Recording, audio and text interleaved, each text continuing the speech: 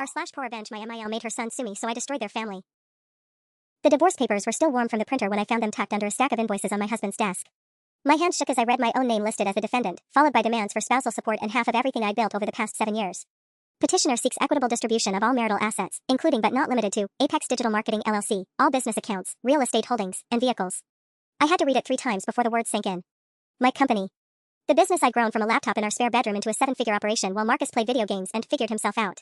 The same Marcus who couldn't even remember to pay our electric bill, let alone contribute a single meaningful idea to the company that now employed 12 people. But it wasn't Marcus's handwriting on the sticky note attached to the back page. It was hers. Asterisk, remember what we discussed. She'll try to guilt you, but you deserve half of everything. You supported her emotionally, that's worth something. Call the lawyer Monday morning. Mom asterisk. Linda. My sweet, loving mother-in-law who brought me homemade cookies and asked about my day. Who I confided in about every struggle, every late night, every small victory as I built my business from nothing. Who I trusted with my fears about Marcus's lack of ambition, my worries about our future, my desperate hope that he'd eventually find his passion. She'd been collecting ammunition against me for years. My phone buzzed with a text from Marcus, asterisk working late at mom's tonight. Don't wait up. Asterisk. Working late. Right. The man who'd called in sick to his part-time retail job because he had a hangnail was working late at his mother's house, probably rehearsing how to serve me papers. I sank into my office chair, the same chair I bought secondhand when Apex was just a dream and our checking account had $37 in it. The irony wasn't lost on me. I was sitting in a corner office of the building I now owned, surrounded by awards and photos from company milestones, reading about how I was about to lose everything to a man whose biggest contribution to our marriage was choosing the Netflix shows we watched. But Marcus wasn't smart enough to plan this alone. This had Linda's fingerprints all over it, the timing, the specific language about emotional support, even the choice of lawyer. I recognized the firm name from Linda's book club friend whose daughter was apparently an absolute shark in family court. 7 years. 7 years of Linda playing the supportive mother-in-law while secretly resenting every success, every achievement, every dollar that proved her precious son was dead weight. 7 years of family dinners where she praised my little business while mentally calculating what half of it would be worth. I opened my laptop and pulled up the folder I'd labeled family photos, though the contents were far from sentimental. Call it paranoia or good business sense, but I'd learned early to document everything. Every conversation, every email, every financial transaction. If Linda wanted to play games, she picked the wrong opponent. I built a company from scratch while supporting a grown man-child and maintaining a relationship with his manipulative mother. I'd survived hostile competitors, economic downturns, and clients who tried to stiff me on payments. But I'd never faced a war quite like this one. Time to remind them both what happens when you try to steal from someone who spent 7 years learning how to fight for every inch of ground. The papers crumpled in my fist as I reached for my phone. My lawyer was about to have a very interesting Monday morning. I didn't sleep that night. Instead, I sat cross-legged on my office floor with 7 years' worth of documents spread around me like battle plans. Bank statements, tax returns, business contracts, and my personal favorite, a folder labeled Marcus's contributions that contained exactly 3 pieces of paper. The first was his signature on our business partnership agreement, which I now realized had been a monumentally stupid gesture of love. The second was a receipt for a logo design he'd commissioned from his gaming buddy, cost $200, quality, clip art. The third was his marketing strategy for our first year, a crayon-scrawled mind map that suggested we make it go viral and use Facebook or whatever. My phone rang at 6:47 a.m. Marcus. Hey babe, I know this is weird timing, but we need to talk. I almost laughed. After 7 years of marriage, he was opening the divorce conversation with hey babe. I'm sure we do, I said, pouring myself a cup of coffee with steady hands. Should I expect you home soon, or are you planning to conduct our entire marriage dissolution via phone calls from your mother's basement? Silence. Then, you found them. The divorce papers requesting half of my company? Yeah, Marcus. I found them. I sat down at my kitchen island, the one I paid for with my first major client contract while he was between jobs. Again. Tell me, when exactly did you decide I was the enemy? Was it when I paid off your student loans, or when I bought us this house, or maybe when I hired you as creative director for a salary you never earned? It's not like that. Then what is it like? Because from where I'm sitting, it looks like your mother spent 7 years teaching you to see me as a piggy bank instead of a wife. Don't bring my mom into this. There it was. After everything, after building a life together, after carrying him financially and emotionally for years, his first instinct was still to defend Linda. Your mom brought herself into this the moment she started coaching you on divorce strategy, I said. Did you really think I wouldn't recognize her handwriting on legal advice? The same woman who still writes your birthday cards because you have trouble with words? She's just looking out for me. She's looking out for herself, Marcus. And you're too spineless to see it. I stood up, pacing to the window that overlooked the parking lot of my building. My building. But here's what I find really fascinating, this sudden interest in the business you've spent 7 years calling my little hobby. Remember that? When I was pulling 18-hour days to land the Morrison account? When I missed your cousin's wedding because I was in emergency meetings to save the Patterson deal? It was just my little hobby then. I supported you. You played Xbox while I built an empire. The words came out sharper than I'd intended, but I was past caring. You supported me the way a barnacle supports a ship. I heard Linda's voice in the background, and suddenly everything clicked into place. She wasn't just coaching him, she was listening to our conversation. Probably taking notes for their lawyer. You know what, Marcus? Don't come home today. Or tomorrow. In fact, since you're so confident about this divorce, why don't you stay at mommy's house until we sort out exactly how much of nothing you're entitled to? Sarah, please. I hung up and immediately called my lawyer, Rebecca Chen, a woman who'd built her reputation destroying entitled spouses who mistook their partner's success for their own inheritance. Rebecca? It's Sarah Martinez. I need you to clear your schedule. We're going to war. Time to show them what I'd really learned in 7 years of business. Rebecca's office felt like a war room by Tuesday afternoon. Legal documents covered every surface, and her paralegal had already burned through 2 pots of coffee polling records. This is worse than I thought, Rebecca said, sliding a folder across her mahogany desk. Your husband filed a formal business valuation request yesterday. He's not just asking for half your assets, he's claiming he's entitled to half your company's future earnings as a founding partner. I stared at the document, my coffee growing cold. Founding partner? He found it his way to the refrigerator every morning while I was building client relationships. It gets better. Rebecca's expression was grim. Linda Martinez, your mother-in-law, she co-signed as a witness on his partnership claim. But here's the interesting part. She pulled out another document. She also filed paperwork last week to register Apex Consulting Solutions as a competing business entity. The room spun for a moment. What? She's planning to steal your clients. The filing lists her as CEO and Marcus as creative director of what's essentially a copy of your company. Same services, similar name, and according to this business plan. She flipped through pages. They're targeting your exact client list. I felt something cold settle in my stomach. This wasn't just a divorce. It was a hostile takeover wrapped in family betrayal. They can't just steal my clients. They can try. Non-compete clauses are tricky in family court, especially if Marcus can prove he contributed to client relationships. And Sarah? Rebecca hesitated. 3 of your biggest clients received calls yesterday asking if they'd be interested in transitioning their services to new management under more competitive terms. My hands clenched into fists.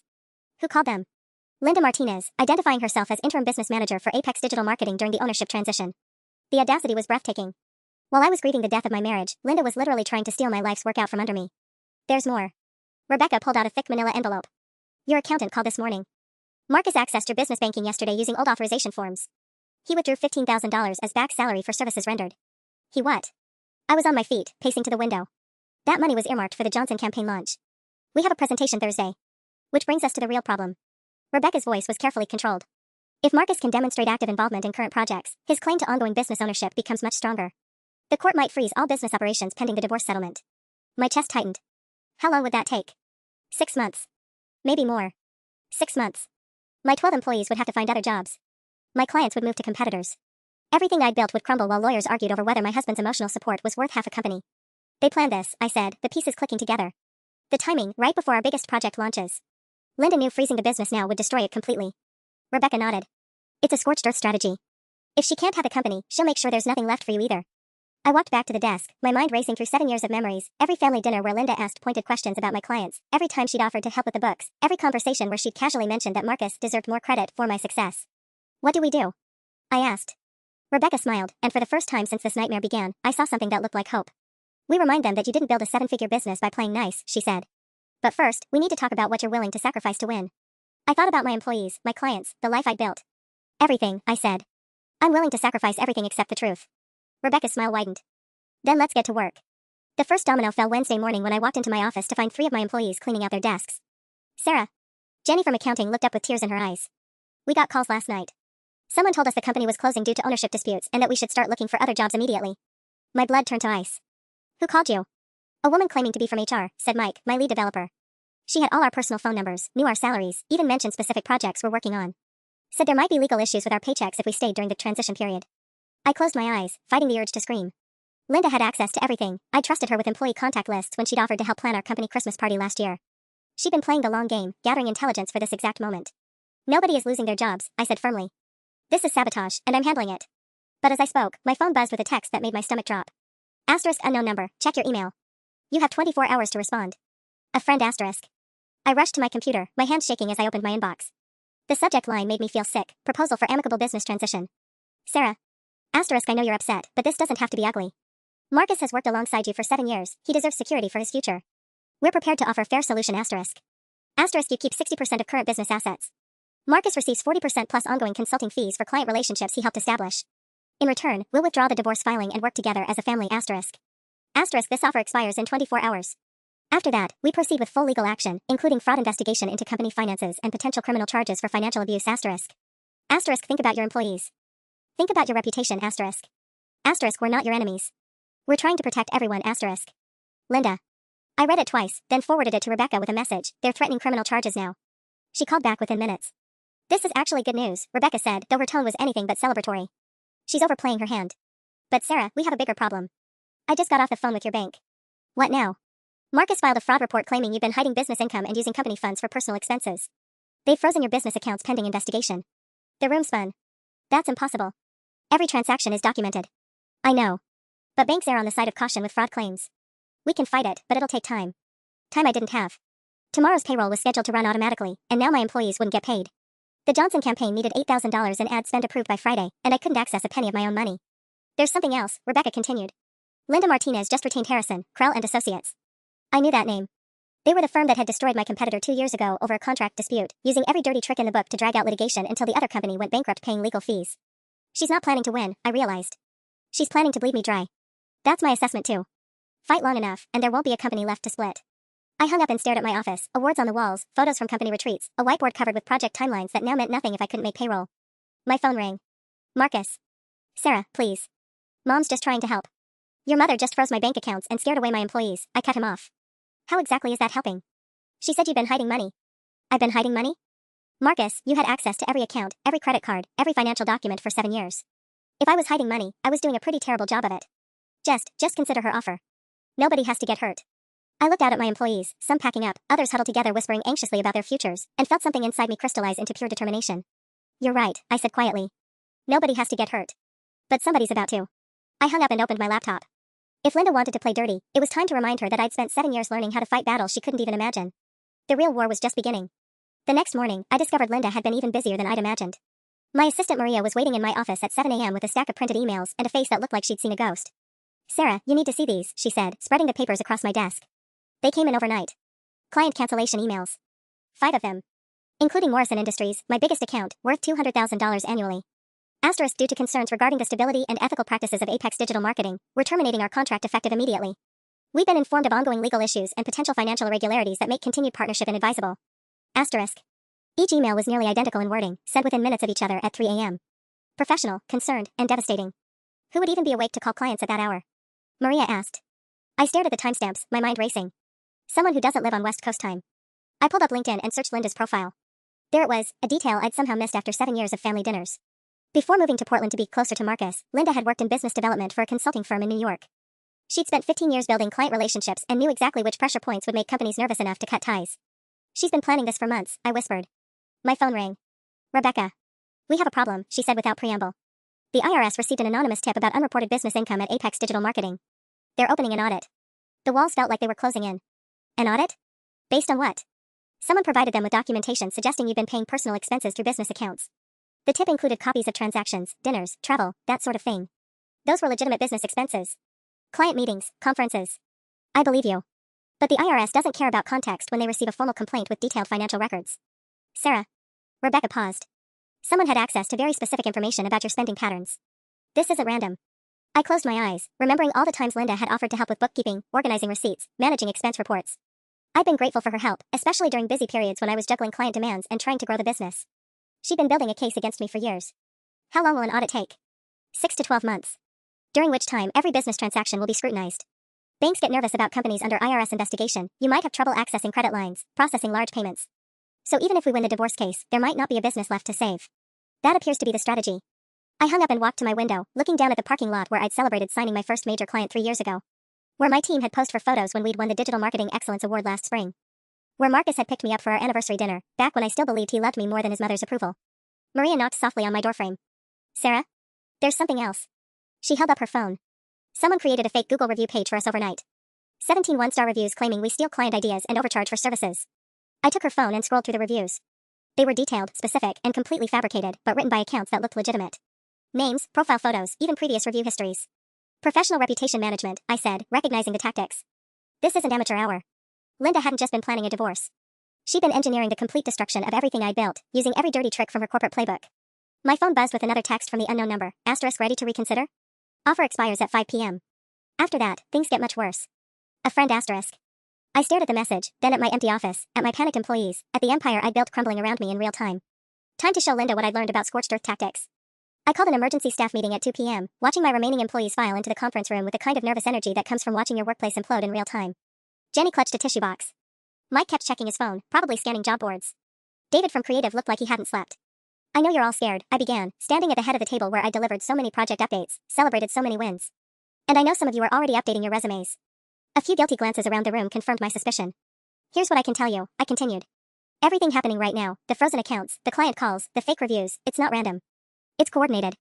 Someone is trying to destroy this company, and they're using my personal life to do it. Is it true about the IRS? Jenny's voice was barely a whisper. There's an audit, yes. Based on false information provided by someone who had access to our financial records. I looked each of them in the eye. But here's what they don't know about me, about us.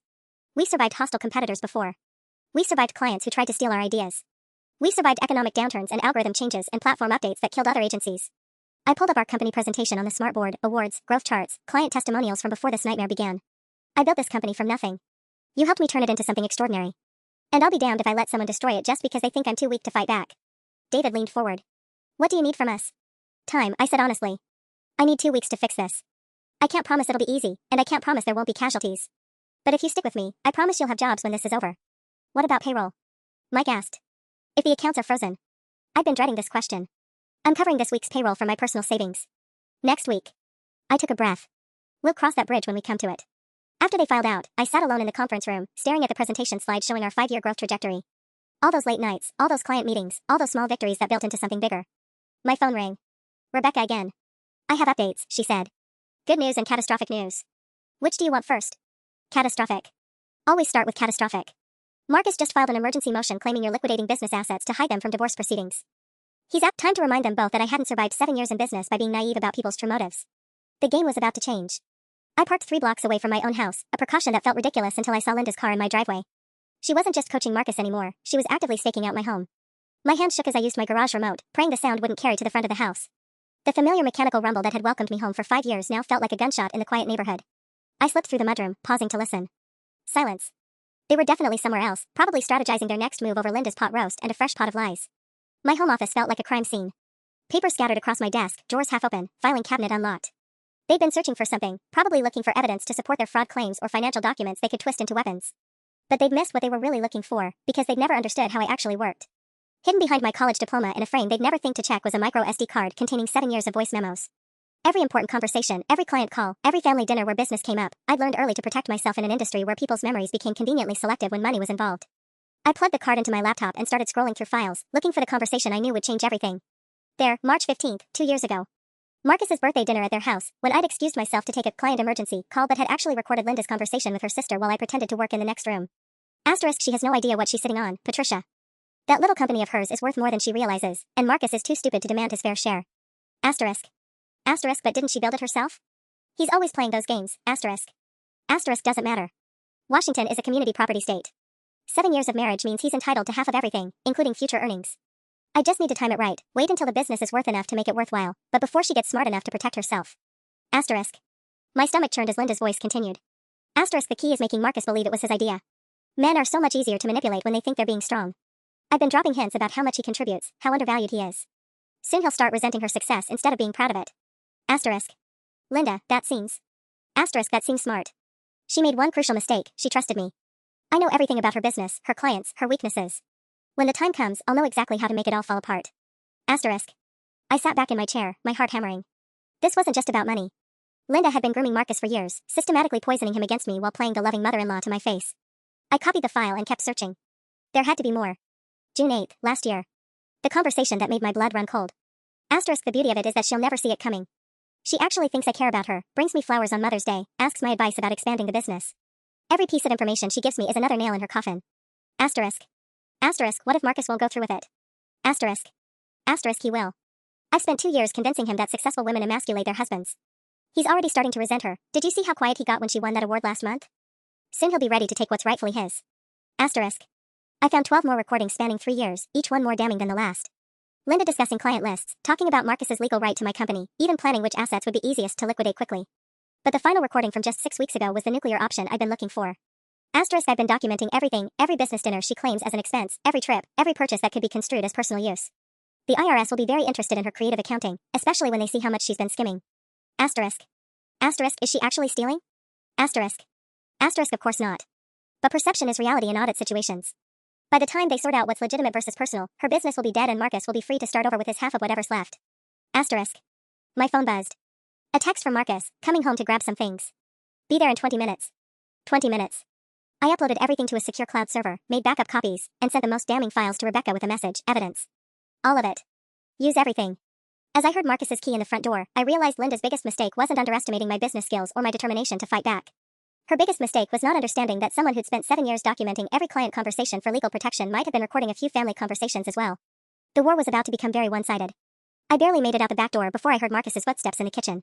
My heart was hammering as I crouched behind my own garden shed like a criminal, clutching my laptop bag with 7 years of evidence that would destroy his mother's carefully constructed lies.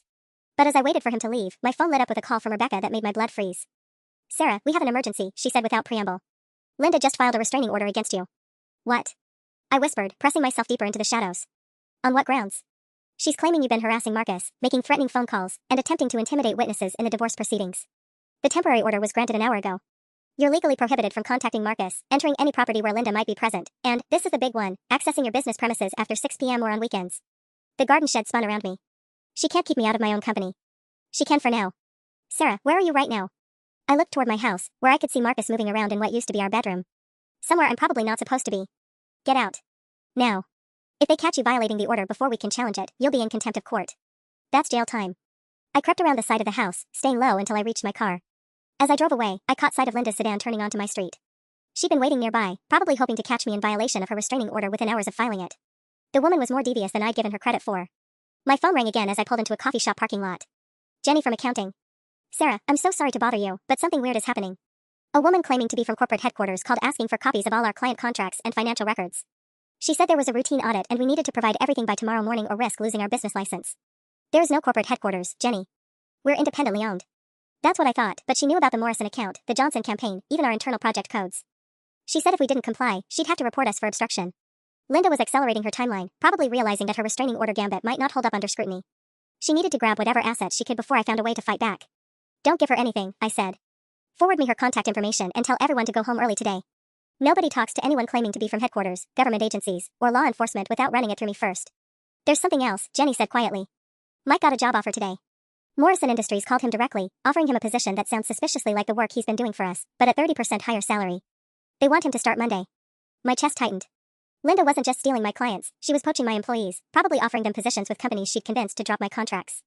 It was elegant in its ruthlessness, destroy my workforce while appearing to help them escape a sinking ship. "Tell Mike I need to talk to him before he makes any decisions." But even as I said it, I knew the damage was spreading faster than I could contain it. Linda had spent months, maybe years, building relationships with my clients and learning about my employees. She knew exactly which pressure points would cause maximum chaos. By the time I finished the call, 3 more of my key people had received similar opportunities with former clients. Linda was systematically dismantling my company one piece at a time, and the restraining order meant I couldn't even be physically present to stop the bleeding. I sat in my car staring at my phone, watching my life's work crumble in real time through a series of increasingly panicked text messages from my remaining staff. Time to find out if the evidence I'd gathered was powerful enough to stop a woman who turned corporate warfare into a family tradition. My phone buzzed with a call from an unknown number as I sat in the coffee shop parking lot, still reeling from the restraining order bombshell. Against my better judgment, I answered. "Sarah Martinez?" The voice was crisp, professional. "This is Detective Amanda Rodriguez with the Portland Police Bureau's Financial Crimes Unit. I need to speak with you regarding allegations of embezzlement and wire fraud." The world tilted sideways. "I'm sorry, what?" "We received a complaint this afternoon with substantial documentation suggesting you've been misappropriating business funds and filing fraudulent tax returns. I'd like to schedule a time for you to come in and discuss these allegations." I gripped the steering wheel until my knuckles went white. "Who filed this complaint?" "I can't disclose that information at this time, but I can tell you it came with extensive financial records and testimony from multiple witnesses. Ma'am, I strongly suggest you retain legal counsel before our meeting." After she hung up, I sat in stunned silence. Linda hadn't just filed for divorce and a restraining order, she'd convinced the police I was a criminal. The scope of her planning was breathtaking in its thoroughness. Rebecca answered on the first ring when I called her back. "They've escalated to criminal charges," I said without preamble. "I know. Detective Rodriguez called me 20 minutes ago." "Sarah, this is bad. Really bad. Criminal charges give them grounds to freeze everything, business accounts, personal assets, even your ability to sign contracts or make business decisions. Can they do that based on accusations? If the evidence looks credible enough, yes. And whoever filed this complaint provided bank records, expense reports, even recorded phone conversations that allegedly show you discussing hiding money from Marcus." My blood ran cold. Recorded conversations? But I never. Deepfake technology is getting sophisticated. Or. Rebecca paused. "Sarah, is there any chance Marcus recorded private conversations between you two? Arguments about money, discussions about business decisions?" I thought back to the fights we'd had about his spending, his lack of contribution, my frustrations with supporting him financially. How many times had his phone been sitting nearby while I vented about clients or complained about cash flow? "Oh God," I whispered. "He could have been recording me for months. If they have audio of you saying things like Marcus doesn't need to know about this account or we can write this off as a business expense, even in innocent contexts, they can edit it to sound like fraud." My phone buzzed with a text from Jenny. "Sarah, the police are here. They're asking about financial records and want to interview employees about your spending habits. What do we do?" Then another from Mike. "Morrison Industries just called back. They're withdrawing their job offer, said they can't hire someone associated with a company under criminal investigation." And another from David. "Local news just called asking for comment about the Apex digital marketing embezzlement scandal." How do they even know? Linda hadn't just filed complaints, she'd leaked everything to the media. My company's reputation was being destroyed in real time, and there was nothing I could do to stop it from behind the wall of legal restrictions she'd built around me. I forwarded the recordings I'd found to Rebecca with a message: use everything. I don't care what it costs me personally. But as I hit send, I realized Linda might have anticipated this too. She was smart enough to plan for the possibility that I'd fight back with evidence of my own. Which meant whatever came next would be even worse than what she'd already unleashed. My phone rang again. This time it was a number I recognized, my business insurance company. Ms. Martinez, we're calling to inform you that your professional liability policy has been suspended pending investigation of the criminal charges filed against your company. Any claims made during this period will not be covered. The cage was closing around me, one legal maneuver at a time. The insurance cancellation was the final domino I needed to understand the true scope of Linda's plan. As I sat in that coffee shop parking lot, my phone buzzing with increasingly desperate messages from employees, I realized she hadn't just been planning a divorce, she'd been engineering a controlled demolition. But Linda had made one crucial miscalculation. She'd assumed I was the same naive woman who'd married her son 7 years ago, the one who'd trusted family over instinct and handed over access to everything without protecting myself. She didn't know about the bankruptcy I'd survived before meeting Marcus, or the hostile takeover attempt I'd fought off in year 3, or the dozen other battles I'd won by being more prepared than my opponents. I pulled up the contact list I'd been building for 3 years, not clients or employees, but the network every successful business owner cultivates in shadows. The private investigators who handle corporate espionage. The forensic accountants who specialize in financial warfare. The lawyers who don't advertise their services because their reputation speaks for itself. My first call went to Marcus Webb, no relation to my husband, despite the name. Webb Digital Forensics had helped me trace a competitor's attempt to steal our client database 2 years ago. If anyone could prove those recorded conversations had been doctored, it was him. Sarah, he answered immediately. I heard about your situation through the grapevine. This is some next-level family drama. Can you help? Already started. I pulled the metadata on those audio files the police received. Want to know something interesting? They were all edited using the same software, on the same computer, between 2 a.m. and 4 a.m. last Tuesday. Whoever made them was working from a machine registered to. He paused dramatically. Linda Martinez. Relief flooded through me. Can you prove it in court? Better. I can prove she manufactured evidence for a criminal complaint, which is a felony. But Sarah, there's something else. That computer has been used to access your business email account 17 times in the past 6 months. Someone's been reading your correspondence for a long time. The betrayal hit me fresh. Every client strategy, every employee review, every confidential business decision, Linda had been watching it all unfold in real time while playing the supportive mother-in-law. My second call went to Catherine Torres, a private investigator who specialized in corporate fraud. If Linda had been stealing from other people, Catherine would find it. I need everything you can find on Linda Martinez, I said. Financial records, business history, any complaints filed against her previous employers. And I need it fast. How fast? I have a criminal interview tomorrow morning and a court hearing tomorrow afternoon. My entire life is being destroyed based on lies. I'll have preliminary results in 6 hours. My third call was the nuclear option, James Harrison, a lawyer who'd built his reputation destroying people who thought they were untouchable. His rates were astronomical, his methods were ruthless, and his success rate was perfect. Rebecca Chin called me, he said before I could speak. Told me someone was trying to frame her client for embezzlement while stealing their business. I find that personally offensive. Can you work with Rebecca? Already am. We're filing countercharges in the morning, criminal fraud, filing false police reports, identity theft, and my personal favorite, racketeering. If Linda Martinez wants to play with federal crimes, let's give her the full experience. As I hung up, my phone buzzed with a text from the unknown number that had been taunting me. * last chance, Sarah. Drop the fight, accept our terms, or lose everything. You have until 8 p.m.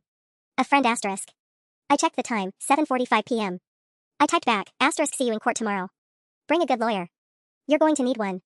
An enemy *. The response came immediately, * you have no idea what you're up against.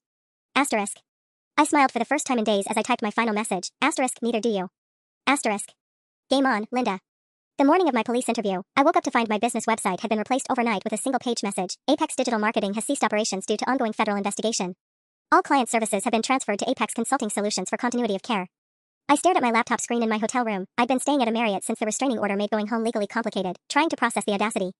Linda hadn't just stolen my clients. She'd literally stolen my digital identity. My phone was already ringing. Rebecca. Please tell me you're seeing this, she said. Hard to miss. How is this legal? It's not. James is filing an emergency injunction this morning for trademark infringement, identity theft, and about 6 other charges. But Sarah. Her voice took on that careful tone I'd learned to dread. There's something else. Catherine Torres found some interesting information about Linda's employment history. I sat up straighter, clutching my coffee like a lifeline. Good interesting or apocalyptic interesting? Linda was fired from her last job in New York. Embezzlement. The company chose not to press charges in exchange for full restitution, but Catherine found the internal investigation report. Linda had been stealing client lists and selling them to competitors for 2 years. My stomach dropped. She's done this before. Gets better. She's been running credit checks on you and Marcus for months, using a fake business identity. She knows about every account, every asset, every debt. But here's the kicker, she also ran credit checks on 12 of your employees and 5 of your biggest clients. Why would she need their credit information? Because she's been building profiles on everyone in your orbit, looking for pressure points. Did you know Mike from your team has been struggling with his mortgage payments? Or that Morrison Industries just went through a messy audit that made them paranoid about vendor compliance? The pieces clicked together with sickening clarity. Linda hadn't just been planning to steal my business, she'd been researching exactly how to manipulate everyone involved. Mike's sudden job offer, Morrison's quick decision to drop my contract, the clients who'd been spooked by financial irregularities, she'd known exactly which buttons to push. There's more, Rebecca continued. Catherine found bank records showing Linda's been funneling money into accounts under different names. We're talking about a pattern of financial fraud going back years. Before I could respond, my phone buzzed with an incoming call from Detective Rodriguez. Ms. Martinez, I need to inform you that additional evidence has been brought to our attention regarding your case. We're going to need to reschedule your interview until next week while we review these new materials. What kind of evidence? I can't discuss details, but I will say that some of the original evidence provided to us is now being questioned. Your attorney will be contacted with updates. After she hung up, I realized James and Catherine had been busy overnight. But my relief was short-lived when I got a text from Jenny. Sarah, Linda Martinez is here at the office with a locksmith. She's saying she has legal authority to secure the premises. What do I do? I was pulling on clothes before I finished reading the message. Restraining order or not, I wasn't going to let Linda walk into my office and steal whatever she hadn't already destroyed. Call the police, I texted back.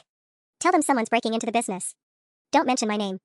As I drove toward my office, breaking every speed limit and probably several terms of my restraining order, I realized Linda was making her final play. Whatever evidence we'd gathered against her, she knew we had it. Now she was trying to grab whatever physical assets she could before the walls closed in. But she'd made one critical error. She'd underestimated how far I was willing to go to protect what was mine. The game was about to become very personal. I arrived at my office building to find 3 police cars in the parking lot and Linda standing on the sidewalk with a clipboard, playing the role of concerned business manager to perfection. She was wearing a navy blazer that screamed professional authority and speaking to the officers with a kind of calm confidence that made lies sound like facts. My hands gripped the steering wheel as I watched her gesture toward my building, while explaining something that was making the cops nod sympathetically. Through my windshield, I could see Jenny and 2 other employees standing by their cars, looking lost and confused. My phone rang. James Harrison. Sarah, where are you right now? Watching Linda convince the police she has a right to lock me out of my own company. Listen carefully. Do not get out of that car. Do not approach the building. Linda just filed an emergency petition claiming you've been making threatening phone calls and that she's acting as interim business manager to protect employee safety. That's insane. I haven't threatened anyone. I know. But she has recordings of someone making threats, and the voice sounds like you. We're still running forensic analysis, but until we can prove they're fabricated, any violation of that restraining order will land you in jail.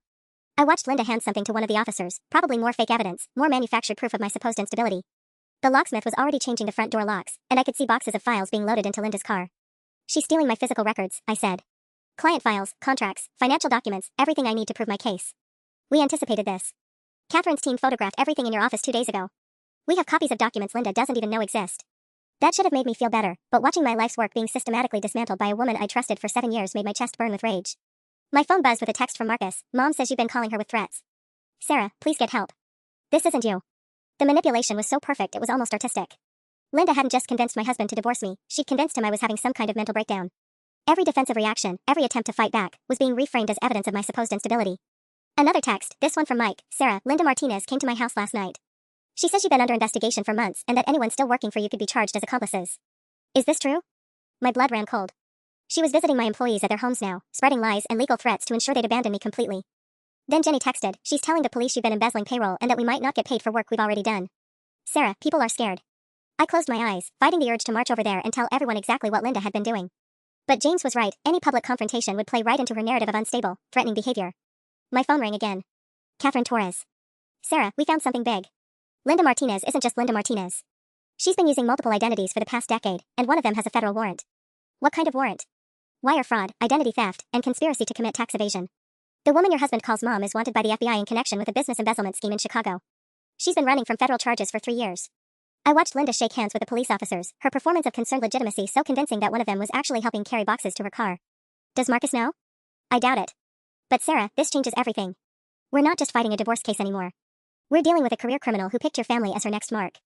As Linda's car pulled away with the contents of my office, I realized the woman I'd called mom for 7 years had never existed at all.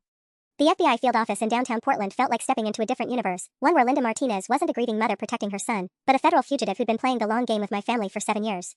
Special Agent Diana Chen, no relation to my lawyer Rebecca, despite the shared surname, spread a collection of photographs across the metal table between us. Different hair colors, different names, but the same calculating eyes I'd stared at across countless family dinners. Linda Martinez is actually Linda Kowalski, also known as Linda Brennan, Linda Torres, and at least 3 other identities we're still tracking, Agent Chen explained. She's wanted in connection with a multi-state embezzlement scheme that targeted family-owned businesses between 2018 and 2021. I picked up one of the photos, Linda with short red hair and glasses, standing next to a Torres family restaurant sign. She did this to other families? Her pattern is consistent. She integrates herself into a family structure, usually by dating or marrying someone with access to a successful business. Then she spends months or years gathering financial information, building relationships with clients and employees, and positioning herself as trustworthy before systematically destroying the business and disappearing with whatever assets she can liquidate quickly. My hands shook as I flipped through more photos. Linda at a construction company in Nevada. Linda at a tech startup in Colorado. Always the same pose, professional, confident, standing next to businesses that probably no longer existed. How did she end up with Marcus? Online dating, most likely. She's very good at identifying targets through social media. Your husband's profiles mentioned your growing business, your success, your trust in family. You were perfect victims, successful enough to be worth the investment, trusting enough to give her access to everything she needed. Agent Shin pulled out another folder, this one thick with financial records. We've been tracking her for 2 years, but she's always stayed one step ahead. Until now. The evidence your team gathered, the recordings, the falsified documents, the manufactured criminal complaints, it's exactly what we needed to build a federal case. What happens to Marcus? The question surprised me. After everything, some part of me still cared about the man I'd married, even if that man had never really existed either. He's likely another victim. Our psychological profile suggests Linda specializes in manipulating people with weak personalities or unresolved family issues. She probably spent months grooming him to see you as the enemy while positioning herself as his protector and advocate. I thought about all the times Marcus had defended his mother's helpful suggestions, all the conversations where he'd seemed to parrot her exact words about my business, my success, my controlling behavior. Had any of his thoughts in the past few years actually been his own? There's something else, Agent Shin continued. We have reason to believe Linda's been in contact with at least 2 other families currently going through similar situations. This isn't just about you, she's running multiple operations simultaneously. My stomach dropped. Somewhere out there, other women were probably sitting in lawyers' offices right now, trying to understand how their marriages had imploded so suddenly, how their businesses were crumbling, how the mother-in-law they trusted was somehow at the center of every disaster. We need your help to stop her, Agent Shin said. But I have to warn you, cooperating with a federal investigation while you're still fighting the divorce case and criminal charges she filed against you is going to complicate your life significantly. I looked at the photos spread across the table, thinking about Jenny and Mike and David and all the other employees whose lives had been turned upside down by Linda's schemes. Thinking about the other families she was probably targeting right now. What do you need me to do? Agent Shin smiled grimly. We need you to do exactly what Linda thinks she can't do. Which is fight back. The FBI's plan was elegantly simple and terrifyingly risky. They wanted me to walk directly into Linda's trap. She scheduled a meeting with you tomorrow at 2 p.m., Agent Shin explained, sliding a printed email across the table. Your husband sent this an hour ago, asking you to meet at the Riverfront Marriott to discuss a peaceful resolution without lawyers. I stared at the message, recognizing Marcus's writing style but hearing Linda's voice in every calculated word. This is obviously a setup. Absolutely. But it's also our best chance to catch her in the act of witness intimidation, extortion, and conspiracy. She's gotten bold because she thinks she's untouchable. Agent Shin opened her laptop, showing me a detailed floor plan of the hotel. We'll have agents positioned throughout the building, recording equipment in the conference room they've reserved, and a full surveillance team. If she tries to threaten you, bribe you, or admits to any of the fraud we suspect, we'll have everything on tape. The irony wasn't lost on me. Linda had spent months secretly recording conversations to destroy me, and now I was going to do the same thing to her. What if she's suspicious? What if she knows you're watching? That's where it gets complicated, Agent Shin admitted. Linda Kowalski is extremely paranoid and very good at reading people. You'll need to act exactly like a defeated business owner who's ready to surrender. Scared, desperate, willing to accept whatever terms she offers. My phone buzzed with a text from Rebecca. Judge denied our emergency injunction. Linda's lockout of your business stands until the divorce hearing next week. I'm sorry, Sarah. Perfect timing, Agent Shin observed, reading over my shoulder. Now you have a genuine reason to seem desperate. Your business is locked up, your accounts are frozen, your employees think you're a criminal. From Linda's perspective, you should be ready to give up. But that was the problem. After watching Linda systematically destroy everything I'd built while playing the role of concerned family member, I wasn't sure I could convincingly pretend to be broken. The rage burning in my chest felt too big to hide, too pure to fake my way around. There's something else, Agent Shin continued. We have surveillance footage of Linda meeting with someone we believe is her handler. This isn't a solo operation. She's part of a larger network that targets successful women-owned businesses specifically. My blood chilled. How many others? We've identified at least 12 similar cases across 7 states. All successful female entrepreneurs, all with family-integrated businesses, all destroyed by someone they trusted completely. She pulled up photos on her laptop, women who looked like me, sitting in offices like mine, probably feeling exactly the same betrayal I was experiencing now. The pattern is always the same, Agent Shin explained. Integrate into the family, gather intelligence for 1 to 2 years, then coordinate a systematic takedown using legal, financial, and social pressure points simultaneously. By the time the victims realize what's happening, their reputations are destroyed, their assets are frozen, and their support systems have been turned against them. I thought about Mike's job offer, Morrison's sudden contract cancellation, the employees who'd been visited at their homes with warnings about staying loyal to me. Every pressure point had been carefully researched and expertly exploited. So tomorrow's meeting is your chance to get evidence that stops not just Linda, but the entire network. But Sarah. Agent Chen's voice took on a warning tone. If she suspects you're working with us, if you give away even a hint that you know who she really is, she'll disappear. New identity, new city, new family to destroy. And we might never catch her. No pressure at all. My phone rang. Marcus. Sarah? Please tell me you got the message about meeting tomorrow. Mom thinks we can work everything out. I listened to my husband's voice, wondering if there was any part of the man I'd married left underneath Linda's manipulation. I'll be there, I said. Time to find out. The Riverfront Marriott's conference room felt like a stage set for my own execution. Linda sat across from me in a crisp white blouse, playing the role of concerned mother-in-law with Academy Award precision. Marcus fidgeted beside her, looking like he hadn't slept in days. Sarah, sweetheart, Linda began, her voice dripping with false compassion. You look terrible. This whole situation has been so hard on everyone. I forced my hands to shake as I reached for my coffee cup, not difficult, considering the FBI was recording every word. I just wanted to stop. My employees won't talk to me, my clients are gone, and I can't even access my own building. That's exactly why we're here, Linda said, leaning forward with practiced empathy. We never wanted things to get this ugly. Marcus still loves you. Marcus nodded weakly, but I noticed he couldn't meet my eyes. What are you proposing? I asked, letting my voice crack slightly. Linda slid a folder across the table. Simple. You sign over 60% of the business to Marcus, recognition for his contributions over the years. In exchange, all criminal complaints disappear, the divorce becomes uncontested, and we can all move forward as family. 60%? I stared at the contract, genuinely shocked. That's more than half. You made mistakes, Sarah. The investigation found irregularities that could send you to prison. We're offering you a chance to make this right. Linda's mask slipped just slightly, revealing the predator underneath. Of course, if you prefer federal charges. There it was. The extortion agent Chen had been waiting for. I don't understand, I said, playing my role. What mistakes? I documented everything. Oh, honey. Linda's laugh was coldly amused. You documented exactly what I needed you to document. Do you really think I spent 7 years in your family without learning how to make your own records work against you? Marcus looked confused. Mom, what do you mean? Linda's expression flickered with annoyance at her son's interruption. I mean your wife has been stealing from her own company for years, and I have proof. Proof that disappears if she signs this agreement. But you said the evidence came from Marcus's investigation. Marcus couldn't investigate his way out of a paper bag, Linda snapped, her careful facade finally cracking. I've been building this case for 3 years. Every client meeting she told me about, every employee she complained about, every financial stress she confided in me, it all became ammunition. I watched my husband's face as the truth hit him. You made all this up? I made sure justice was served, Linda said coldly. Your wife built a fortune while you contributed nothing. I simply leveled the playing field. By lying to the police? By stealing her clients? Marcus's voice was getting louder.